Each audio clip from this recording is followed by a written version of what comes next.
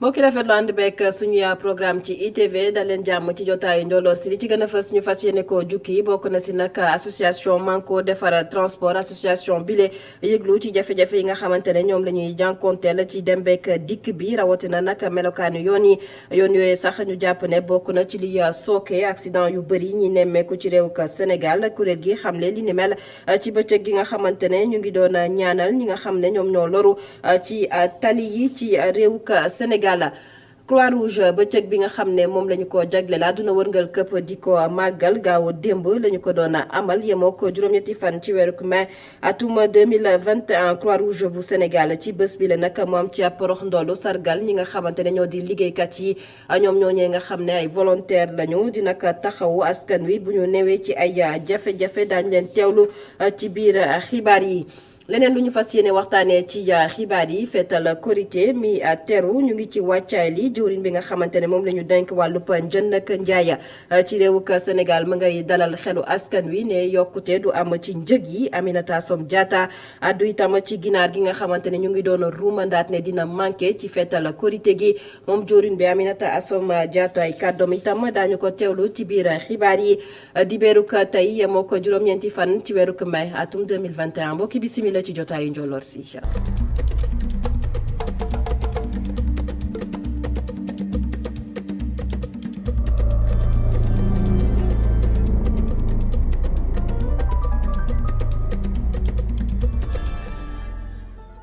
Manko Defar Transport association bu ëmb ñoo xamante ne ñu ngi yëngu ci wàllub dem beek dikk bi jamono ji nag ñoo daal di yëglu xamle askan wi jafe-jafe yi nga xamante ne moom la ñuy jànkonteel ci kaw tali bi bokk na ci nag anam bi nga xamante ne moo di melokaanu yoon yi boobule melokaan nag faral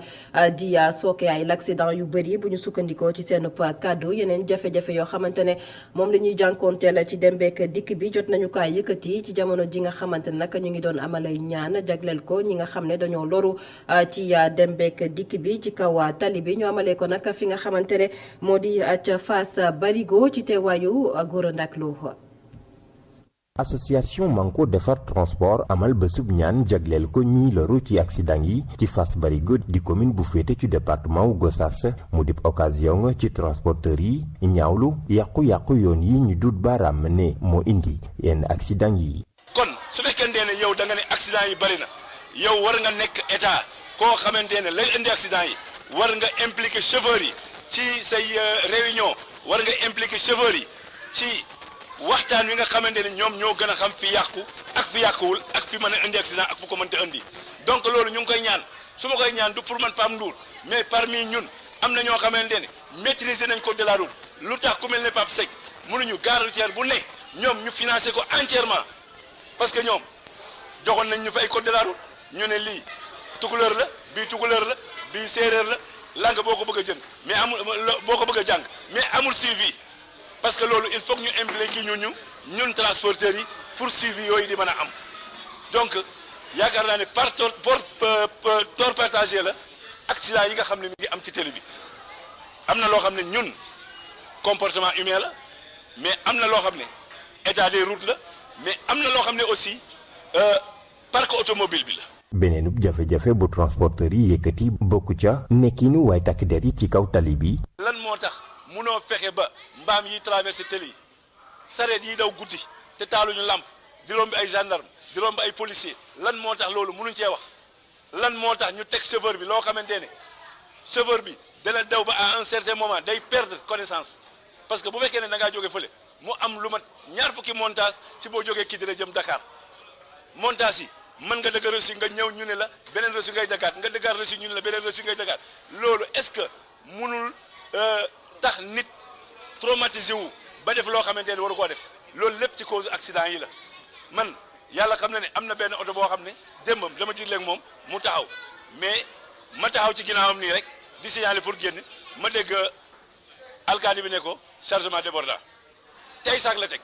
mais cette place bu yëpp 7 personnes xanaa kenn ku ne war na am benn saak wala ñaari saak. ci bés bi ñu amal ay julleek ñaan jagleel ko waaye dawlu yi loru ci accident yi ñi bokk ci association Manko Defar Transport buruxlu ci occasion bi ngir sàkku ci seeni ñoñ ñu gën a boole seen doole ba seeni liggéey mën a jëm kanam.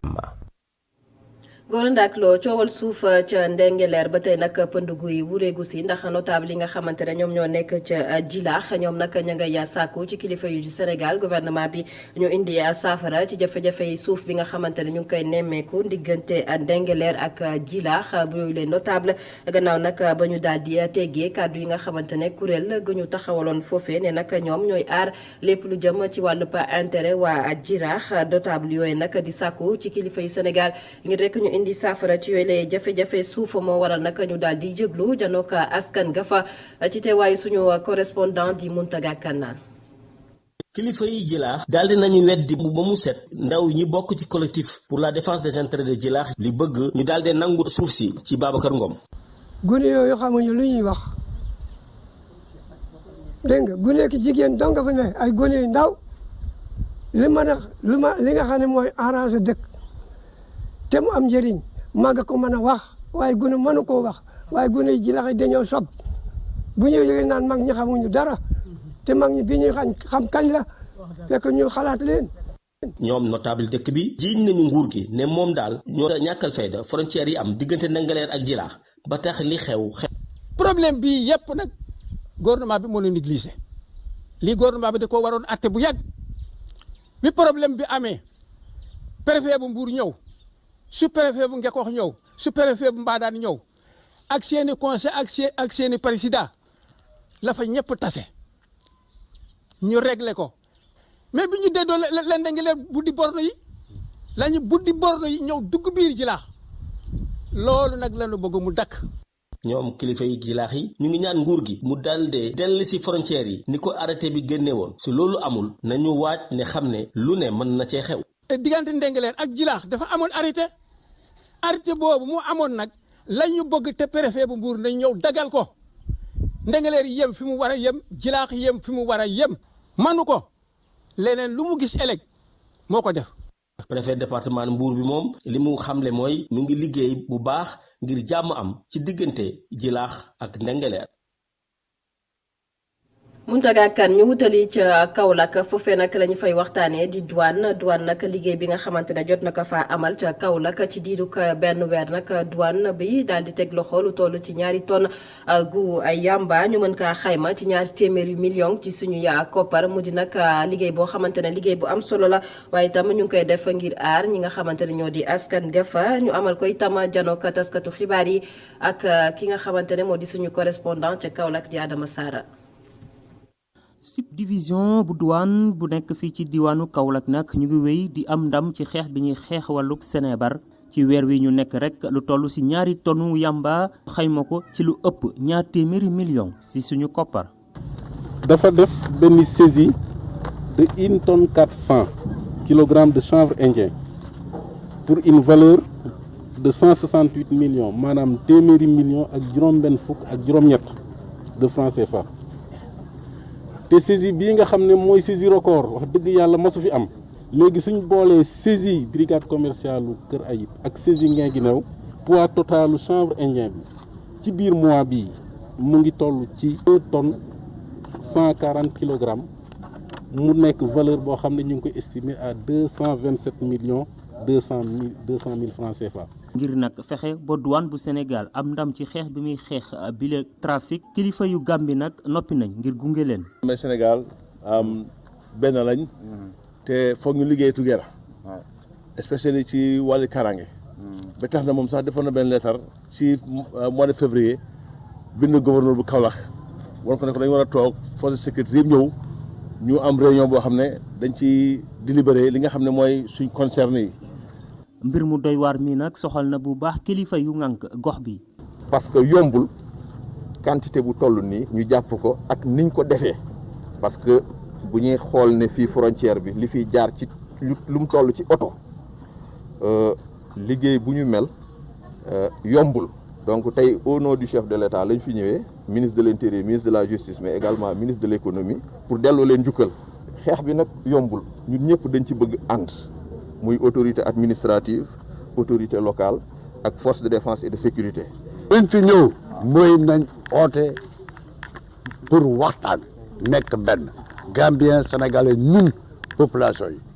muy saret muy Jakarta muy ñëpp góor jigéen chef de village buñ ko defee boo gisee loo xamul nga oo gendarmerie wax ko maa nga oo douane wax waaye xam nga Saloum des fois day gis lu nga xam ne sax xam na ne lii baaxul xam na lii drogue la waaye rus naa woon. suñuy frontière ku ne xam ne ne ngir fexe ba dara du fi dugg nekk na lu jafe li nu mel nag teewul ñi nga xam ne ñoom ñoo di suñu takk der ñu ngi def seen kéemtalaay kàttan ngir xeex wàllug sinébar gi dugg suñu réew. gannaaw sinébar boobee ñu teg loxo Adama Sarr douane bu Kaolack teg nañu loxo itam lu toll nag ci ay faux billets ñu mën kaa xayma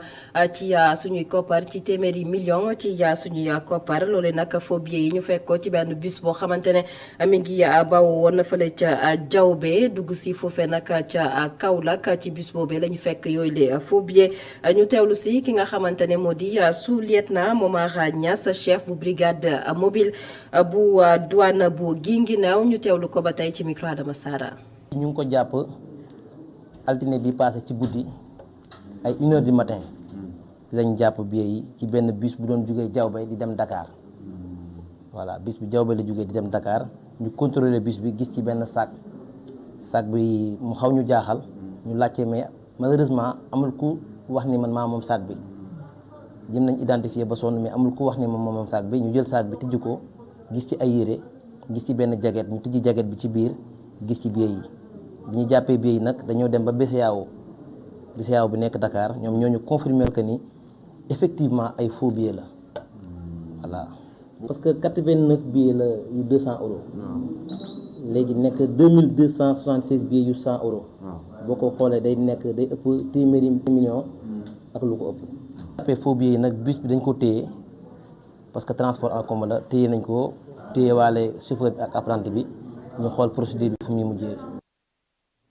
Diamniadio conseil communal ba ñu fa jagleel ndaw ñi jot naa amalu pa ndaje lépp nag xool nees def ba indi saafara ci jafe-jafe yi nga xamante ne ndaw ñi ñu ngi koy jànkonteel rawatina nag lu soxal ñàkkum xëy mi boobu leen ndaje itam ñu nemmeeku si teewaayu ñi nga xamante ne ñoo di ndaw ñi waaye itam ay soxna fu fe nag ca conseil communal bu jeunesse bu Diamniadio lépp nag ñu teg ko ngir tegi pexe indi saafara ci jafe-jafe yooyee ñu jagleel ñàkkum xëy mi ngir daal di ko fee jëlee. ñu teewlu si suñu correspondant ba ñu fa teewal Dija Babacar Seck. ngir indi tontu ci jafe-jafe xale yi jëm ci wàllu tàggat ak xëy conseil communal de la jeunesse amaloon na fa ab lël boole ci ñëpp ñi mu yitteel. te financement yooyu président de la République dañ koy jox jeunes yi ñun duñu toog rek di xaar ñu ne nañu woo jeunes yëpp ñu daje ñu waxtaan xool nan la ñuy def ak yan organisation la ñuy amal pour que financement yi ñu mën cee am lu bari parce que bu ñu sañoon département de Rufisque Diamniadio moo ci ëpp ci wàllu moo ëpp li muy am ci financement yooyu kon bu ñu toogee rek di xool du sotti kon il fallait que ñu dajale jeunes yi ñu waxtaan ci nan la ñuy def ba financement yi ñu mën ko capter donc loolu il fallait que ñu may jeunes Diamniadio yi ñu poser seen ay questions ñu préparer wu jël seen ay projet déposé pour mën a am ay financement commune Diamniadio dina sukkandiku ci li nar a ruus ci waxtaan yi ngir indi saafara ci jafe-jafe ndaw ñi. ñun fii ci Diamniadio bàyyi nañ xel bu baax liggéey ak xëy parce que dañuy bala nga ñuy liggéey aussi dama leen koy wax saa su ne na ngeen fexe ba am formation na ngeen am xam-xam na ngeen am qualification parce que loo bëgg dugal nit ci liggéey jox ko place du fekkee ne amul xam-xam amul lu tax mu nekk fa. cooway bari mais liggéey bi day sooxe loolu tax nag ñu xalaat loolu ba at mu nekk dañuy jël ci suñu budget toll ci 20 millions ñaar fukki millions def ko ci école de formation yi jàppale suñu xale. pôle urbain bi nga xam ni ay xëy yu bari am na fa mel na ni ndawu Diamniadio gisaguñ ci seen bopp. Diamniadio nekk na grenier wa emploi fii dafa bëri ay entreprises yu fi nekk am na domaine industriel am na pôle urbain am na ay entreprises ay industries yu fi nekk mais malheureusement ba léegi suñu ay jeunes xam nañ ne am nañ formation pour la plupart mais mënuñu am ay emploi yu sax te loolu dañ ci war a taxaw dañ ci war a jóg. conseil communal bu Diamniadio am na yéene ginnaaw lël bi gunge ndaw ñi ñu mën leen tàggat ba saa bu amee xëy. Babacar Seck ñàkkub xëyub ndaw ñi naka la ñoo mën a def ba indi ci saafara loolee nag soxal na itam étudiants yi nga xamante ne ñoom ñoo nekk ca Ndendori nekk ca Matam ñoom nag jot nañoo amalub ndaje dippee ko nag ndogu débat lépp nag ngir mën a sottante xalaat ñu amal ko nag ci njàppandalu waa CMU loolee nag ñu amal ko itam ngir rek xool nees def ba indi saafara ci jafe-jafe yi nga xamante ne moom la ndaw ñi di jànkonteel ci ñàkkum xëy mi ci teewaayu Ngor Diouf. bile ndogu débat doonoon ab porox ndoll ngir étudiants yu bàyyee ko ci diwaanu Ndendori yi lëkkaloo ak CMU couverture maladie universelle ngir ñu gën leen gindi ci niñ mën a def ba am ab xëy. tey dañoo teew fii pour ñu daje ñun étudiants commune de Ndor yëpp ñu retrouver wu fii pour xalaat ci emploi des jeunes parce que boo gisee souvent booy di jógee ci commune boobu di ñëw fii Dakar wala dem ci yeneen bërëb pour wër xëy la ñu bëri ci ñoom boo xoolee ñii dañu def ay ambulant wala def siras par exemple loolu mooy firnde rek fale amul xëy moo waral ñoom ñuy kiree foofu di ñëw fi. CMU nekkoon partenaire bu fës ci bile ndaje seen directeur général di àdduwaat ci solos bile jotaay waaye tamit gën a gindi ndaw ñi ngir ñu mën a bénéficier ci protection sociale. ñun dañu am culture recherche emploi dans la fonction publique xam nañ ni léegi avec démographie bi ñu am mënuñu continuer ci yoon boobu il faut que ñu fexe ba nit ki mun a am auto emploi def entrepreneuriat jël ay initiative pour que mun a wéyal seen bopp ci biir loolu sax mun nañ fexe ba ñoom ci seen bopp ñu nekk ay patron yi nga xam ni dañuy liggéeyloo ay nit parce que sooy jëm mag sa doole day wàññeeku donc loolu dafa laaj nit ki su eggee si diir mu mun a noppaleku su noppaleku aussi il faut que mu mun a dund ci biir loolu aussi comme nit baa ngi dund léeg-léeg mu xaw a feebar mu xaw a tawat dafa laaj aussi su feebaree mu mun a faju pour que nga faju aussi dafa baax nga am système de protection sociale maanaam li ñuy wax assurance bi nga xam ni dina la permettre soo feebaree nga faju fekk doo dépenser lu bari. directeur général bu agence de sécurité et de proximité bokkoon ki ñu doon càmbar yile ponk. li ñu def mooy fexe ba firi maanaam kàddu yi nga xam ne moo wër xëyu ndaw ñi muy emploi muy jeunesse muy population active muy employabilité muy travail muy chômage yooyu yëpp waxtaane nañ ko ba mu leer suñuy xel ba leer ci xelu ndaw ñi définition yi nga xam ne BIT moom la ci joxe te dëkk yëpp ànd ci jubóo ci loolu waxtaane nañ ko ak ndaw ñi. leneen li nga xam ne waxtaan nañ ko ak ndaw ñi moom mooy kuréel yi nga xam ne ñu tuddee mi teg na leen fi ngir mu dimbale leen jàppale leen ngir war leen ci seen wàllu tàggat ci seen wàllu liggéey. nes lañ mën a def ba ndaw ñi am ab xëy nekk ponk bu soxal lool nguuru Sénégal ba tax ndongo yi bàyyeeko ci commune bu Ndendoor yi lënkaloo ak ay partenaires ñu gën leen mën a gindi ci bile ndogu débat. Ngor Diouf beneen ndaje boo xamante ne amal nañ ko démb soxal nag wàllub politique Benno Bokk Yaakaar doon nag janook taskatu xibaar yi ci jano boobee nag Benno Bokk Yaakaar yëkkati nañu ay kàddu jëm rek ci lu soxal fichier électoral bi ak taxawaay bi nga xamante ne ku jëkk politique bi am nañu ko si waa Benno Bokk Yaakaar di sàkku nag ci ku jëkk politique bi ñu delloo si waat seen xel ci bile fichier électoral ci leneen li ñu àddu nag di waa CEDEAO ak mbébét bi nga xamante ne sàkku nañ ko jëm rek ci ñu daal di deltu gannaaw lu soxal wàllu parrainage lépp nag daal nañ ko waxtaanee ci boobule janook taskatu xibaar yi ci teewaay itam suñu reporter di Pape Mbaye Diawo. Benno Bokk Yaakaar ñoom ànd nañ ci lu tukkee ci auditu fichier électoral bi ki nga xamante ni moo toogal coalition boobu ci dialogue bi di xamle rek ne opposition bi li ñuy wax dara amu ci. ci bind ñaari yoon. xool nañu fichier bi amul kenn ki nga xam amul li ñuy woowee bureau fictif xool nañu fichier bi numéro carte d'identité bi moom mooy li nga xam ne dafay feeñ ci ñëpp pour gàttal ñi nga xam ne ay jàmbur lañ jóge bitim réew ñun ñu tànnoon leen pour ñu càmbar fichier bi nee nañu fichier bi baax na mun na dem élection mais nañu jàpp ne fichier électoral bi élection présidentielle jeexee ba tal benn nit dugg ci amul benn inscription bu bees mooy loolu il faut ñu wax ko mu leer sénégalais xam ko ne opposition bi la muy wax ay soosi neen la dara amu ci fichier bi. mouvance présidentielle bi ànduñu tamit ci lu tukkee ci CEDEAO professeur droit constitutionnel bi nekk tamit ministre conseiller mi ngi dellusiwaat ci jafe-jafe yi nga xamante ni moo génne ci loolu nga xamante ni moom la CEDEAO décidé ci parrainage bi di fàttali tamit waa CEDEAO dogal yi nga xamante ni miin na koo jël. loolu moo tax ñu ne arrêt bi dogal boobu dañ cee gis yoo xamante ni dafa doy waar ci wàllu yoon ci wàllu droit benn bi mooy cour bi muy statué comme ni ma ko waxee élection bi ñëwagul woon donc mënuñu woon wax ne sax violé nañu ay droit waaye cour bi dafa ne mën naa am ñu violé ay droit ñu ni cour bi déet ndax yow ci sa jurisprudence bu njëkk ba la nga doon wax mooy droit pour nga statuer ci violation des droits de l'homme day nekk droit boo xam ne dañ koo violer te violation bi ñëpp gis ko mu leer ne fàng waaye fii nga ne mën na ñoo violer loolu dafa njëkk a poser problème. étant donné qu'il n'y a mouvance pas de présidentielle complot dans le bi di fichier. woo opposition bi ñu jël seeni responsabilité bu ko defee rek ñu mën a organiser ay élections. Aïd el-Fitr feetal korité kon lu yees ayu bés dox suñu diggante ngir ñu màggal ko askan wi yu bëri nag ñoom jàpp ne bu ñu moywul njëg yi ci yenn ci ay dund nag dina yokku waaye nag jawriñ bi nga xam ne moom la ñu dénk wàllub jënd ak njaay ci réew Sénégal moom nag ma ngay dalal xel yi Aminata Assome Diatta ci leneen lu mu àddu nag moo di ginaar gi ñu doon ruumandaat ne bu ñu moywul nag dina manqué ci feetal korité gi lépp nag daal na cee dalal xelu askan wi moom Aminata Assome Diatta jawriñ bi ñu dénk wàllub jënd ak njaay ci Sénégal ñu teewlu kooku Mamadou Lamine Fatija. li ma bëgg a wax rek mooy régulation bi moom mu nga ci boo xoolee contrôleurs yi ñu ngi ci terrain bi ñu ngi ciy def liggéey vraiment bu am solo di wax ni d'ailleurs am na benn waxtaan bu yaatu bu ñuy organiser le lundi 11 au CICES di koy wax conso confiance pour justement wax consommateurs yi seen xel war na mën a dal ci li nga xamante ne moom la ministère du commerce di liggéey ci wàllum non seulement prix waaye aussi si wàllum qualité seeni produit donc dinañ ci gën a waxtaan ni mu gën a yaatu mais li ñu mën a jàpp rek mooy fu mu ne nii ci marché bi wax dëgg yàlla prix yi nekkul autant élevé surtout pour li nga xamante ne ñu ngi koy béy suñu réew maintenant loo xamante ne nag wax dëgg yàlla da nga ko importé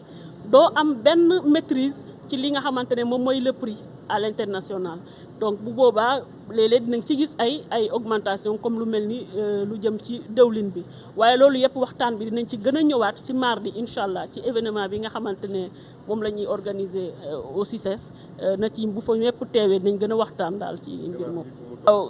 ganaar bi tamit mu ngi sur le marché gis nañ ni am na war nañu bañ am xel mu dal waaye tamit di préciser ni am na yeneen visite sax ñu war a dem. ci yenn entreprise yi nga xamante ne dañuy def production bu am solo ci wàllum ganaar incha allah te loolu yëpp dinañ ci ñëwaat événement 11 bi pour vraiment rassurer le consommateur ak di wax ni encourager profito ci vraiment pour encourager jeunes yi ñu dugg ci entrepreneuriat ndax nag amu industrie ay jeunes ko yor ay sénégalais ko yor ñoo créé seen entreprise ba tey ji mu nekk une industrie boo xamante ne war nañ ko mën a tiitaroo donc di leen di wax ni vraiment nañ ci gën a investir ndax foofu la njëriñ ji nekk. Aminata Assome Diatta jawriñ bi ñu dénk wàllub njënd ak njaay Croix-Rouge ak Croissant Rouge bëccëg bi nga xamante ne moom la ñu ko jagleel ci àdduna wërngal këpp ñu doon ko màggal ci gaawoo démb juróom-ñetti fan ci weeru ko mai atum 2021 mu di porox ndoolu ci Croix-Rouge bu Sénégal ngir mu sargal liggéeykat yi nga xamante ne ñoom ñoo nekk ci réew mi di ay Croix-Rouge liggéeykatu Croix-Rouge ci volontaire ga ñuy volontaire ngir taxawu askan wi bu ñu nekkee ci ay jafe-jafe Mamadou Lamine Fatija.